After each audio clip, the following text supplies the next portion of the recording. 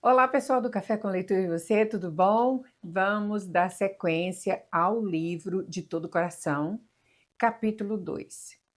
Pergunta crucial. A alma descobre isso em Jesus e nada pode fazer a não ser escolhê-lo e deleitar-se nele com um novo e particular amor, que diz: Meu amado é meu. Robert Murray McCheyne. Em 1994, no início do segundo trimestre, Deus falou comigo de uma forma tanto diferente quanto impactante. Eu era novo no ministério pastoral, com poucos meses de experiência, apesar de já ter alguns anos como pregador itinerante. Ainda solteiro, morava na cidade de Guarapuava, no estado do Paraná, onde por 9 anos cooperei na equipe pastoral da comunidade Vida. Era uma quinta-feira e eu desfrutava de um delicioso almoço na casa de um querido casal de irmãos da igreja, Barbosa e Dirley. Quando me assentei à mesa, senti falta da filha mais nova, Tássia. A mãe disse que ela estava no quarto e não almoçaria conosco. Perguntei se estava doente ou de castigo, mas Dirley respondeu que não.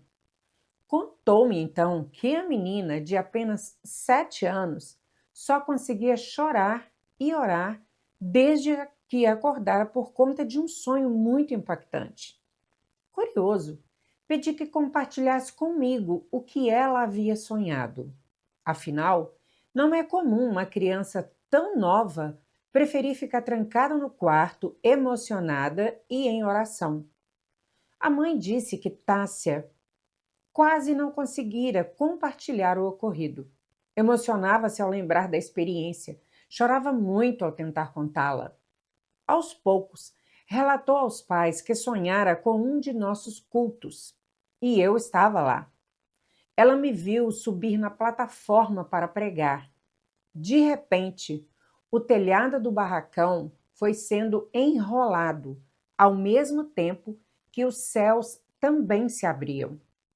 Então, o Senhor Jesus desceu até o púlpito da igreja, de forma gentil, abraçou-me e disse que eu podia sentar, porque ele pregaria naquela noite. Confesso que fiquei comovido, não apenas pelo relato em si, mas pela presença do Espírito Santo. Deus queria falar comigo, eu sabia. Haveria culto à noite e eu estava escalado para pregar.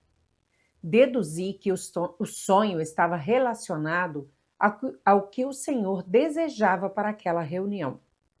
Almocei o mais rápido que pude e dei um jeito de correr para casa. Assim que cheguei, prostrei-me ali mesmo, no chão da sala. Orando e clamando por ele, fui fortemente envolvido pela presença do Senhor. A impressão era muito forte em meu espírito de que Deus queria fazer algo diferente. Entre lágrimas e soluços, supliquei que o Senhor me ajudasse a entender o que significava o sonho de Tássia, bem como o que passou a acontecer comigo desde o momento em que eu o tinha ouvido. Foi quando ouvi a voz do Espírito Santo e entendi que devia deixar de lado a mensagem previamente preparada. A orientação transmitida pelo sonho não era literal. Sentar, desocupar o púlpito e esperar Cristo vir, em pessoa, para pregar em meu lugar. O recado era para que eu abandonasse o meu esboço, a fim de que ele pudesse comunicar sua própria mensagem ao povo. Obedeci. Renunciei meu plano e perguntei qual era o dele. Pela segunda vez, o Espírito Santo falou comigo de forma clara. Estou tentando falar com minha igreja desde o último domingo e vocês ainda não me deixaram fazê-lo. Além da celebração de domingo citada pelo próprio Espírito Santo, também já havia acontecido um culto menor na terça-feira à tarde. Naquela quinta-feira aconteceria a terceira reunião da semana. Escamas caíram de meus olhos e pude entender que já fora alertado antes. Eu devia ter levado mais a sério. No culto de terça-feira, a irmã Maria, que estava conosco desde o início da igreja, também havia compartilhado uma visão fantástica que tivera durante o período de adoração do culto de domingo.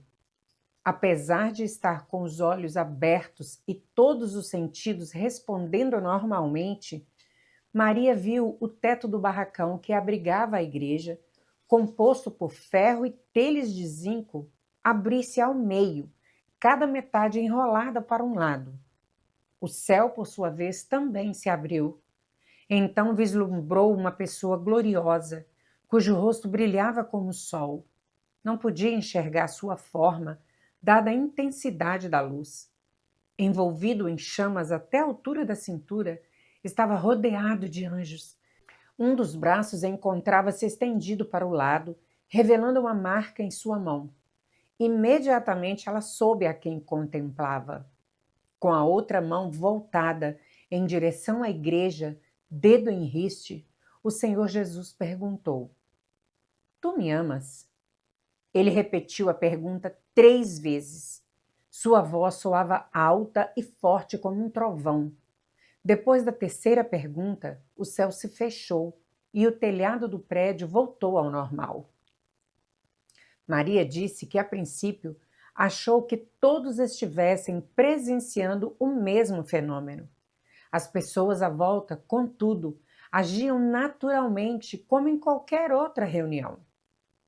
Foi quando compreendeu que tivera uma experiência sobrenatural. Ela ficou tão impactada que não teve coragem de falar a respeito. Foi embora sem dizer nada a ninguém. Suas forças sumiram. Ficou de cama de domingo à noite até pouco antes do culto de terça-feira à tarde, quando me contou a visão. Perguntei-lhe se acreditava ser a mensagem dirigida somente a ela, mas estava convicta de que era toda a igreja. Recordo-me de que chamei sua atenção por não ter relatado antes. Entretanto, eu nada fiz a respeito. Salvo engano, acredito que nem sequer orei sobre o ocorrido. Ainda não entendo como pude ser tão insensível. Eu amo o mover profético na igreja e creio no fluir dos dons do Espírito Santo para a edificação do corpo. Confesso não reconhecer o porquê de ter sido indiferente.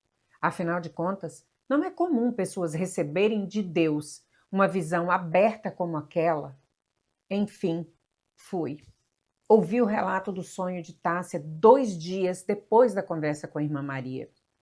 Como demorei a tentar para o que o Senhor queria falar. O episódio me ensinou que nem sempre estamos tão receptivos ao Espírito Santo quanto achamos estar. Hoje, ao olhar para trás, sinto-me como os discípulos no caminho de Emaús. Eu me pergunto, como foi que não entendi antes o que o Senhor estava tentando dizer? Pela graça de Deus e sob forte visitação do Espírito Santo, aceitei o momento profético de correção e ensino para mim e para toda a igreja. Assim sendo, orei. Pai querido, o que o Senhor deseja dizer à sua igreja? Uma vez mais fui surpreendido pela clareza da voz do Espírito Santo. Permita-me dizer que nem sempre experimento isso. Aquele dia foi incomum. O Senhor não apenas falou comigo, mas também revelou qual devia ser a pregação, tudo de forma clara, nítida e palpável. Começou com um questionamento do Espírito Santo em meu espírito. Qual o único texto da Escritura Sagrada que contém as perguntas que a irmã Maria ouviu na visão? Eu não deveria pregar as experiências, quer seja a visão, quer o sonho, ou mesmo o momento profético que vivenciei sozinho. Tudo foi proporcionado apenas com um propósito: guiar-me à palavra de Deus. Ela define nossa crença e a doutrina a ser seguida. Então, abri a Bíblia no capítulo 21 do Evangelho de João, no lugar em que Jesus faz as mesmas 3 perguntas a Pedro. Li e reli o texto várias vezes, mas não sabia o que procurar nem o que deveria encontrar. Didaticamente, como nunca antes, o Espírito Santo me dirigiu a escrever 3 tópicos na folha de papel que estava perto de mim. Ele ditou a mensagem. Eu cheguei a ter algumas experiências parecidas ao longo de meus anos de ministérios pastoral, mas poucas foram tão enfáticas e precisas. A forma contundente como tudo aconteceu escancarou diante de mim a importância do assunto e convenceu-me da responsabilidade de compartilhar tais verdades com sua igreja, não apenas naquela noite. O conteúdo deste livro não é somente uma palavra de ensino, mas também um chamado profético de alinhamento. Estou certo de que Deus falará ao seu coração. Portanto, quem tem ouvidos, ouça o que o Espírito diz às igrejas. Apocalipse 2, 29. O tema da pregação de Jesus, não mais a minha, era o amor para com ele. E tudo partia desta passagem bíblica. Depois de terem comido, Jesus perguntou a Simão Pedro: Simão, filho de João, você me ama mais do que estes outros me amam? Ele respondeu: Sim, o Senhor sabe que eu o amo. Jesus lhe disse: Apacente os meus cordeiros. Jesus perguntou pela segunda vez: Simão, filho de João, você me ama? Ele respondeu: Sim, o Senhor sabe que eu o amo. Jesus lhe disse: Pastorei as minhas ovelhas. Pela terceira vez, Jesus lhe perguntou: Simão, filho de João, você me ama? Pedro ficou triste por Jesus ter perguntado pela terceira vez: Você me ama? E respondeu: O Senhor sabe todas as coisas, sabe que eu o amo. Jesus lhe disse: Apacente as minhas ovelhas. João, capítulo 21, do 15 ao 17. Esse registro é mais do que uma descrição histórica a ser listada na cronologia do ministério de Cristo ou da vida de Pedro. Paulo afirmou aos cristãos romanos que tudo que no passado foi escrito para o nosso ensino foi escrito. Romanos 15, 4. Aos irmãos de Corinto, em referência ao registro da história de Israel nas Escrituras. O apóstolo declarou: Estas coisas aconteceram com eles para servir de exemplo e foram escritas como advertência a nós, para que o fim dos tempos, porque o fim dos tempos tem chegado. 1 Coríntios 10, 11. Os episódios narrados na Bíblia sempre trazem lições. Devemos procurar quais são, além de buscar como transportá-las do texto à prática, das letras à vida. É assim que eu convido a olhar para as perguntas de Jesus, para as respostas de Pedro, para o contexto desse encontro. E o que o Senhor permitiu entender e orientou a pregar é o que passo a compartilhar com você agora. Os 3 tópicos que escrevi à mão naquela folha, obedecendo à nítida voz interior do Espírito Santo, são: primeiro, a necessidade de autoavaliação. Segundo, o amor pode crescer. Terceiro, o amor se expressa em ações. A necessidade de autoavaliação. Por que o Senhor Jesus repetiu a mesma coisa 3 vezes? Não havia necessidade de perguntar coisa alguma. Após a ressurreição e consequente glorificação, o atributo divino da onisciência, do qual Jesus se despojara temporariamente, Filipenses 2, do 6 ao 7, havia sido plenamente restituído. Colossenses 2, 9. Nas 2 primeiras respostas, quando utiliza a expressão "o Senhor sabe que eu o amo", Pedro enfatiza o conhecimento de Cristo apenas acerca do amor que o discípulo mantinha por ele, para com ele. Depois de questionado pela terceira vez, contudo, o apóstolo declarou: "O Senhor sabe todas as coisas".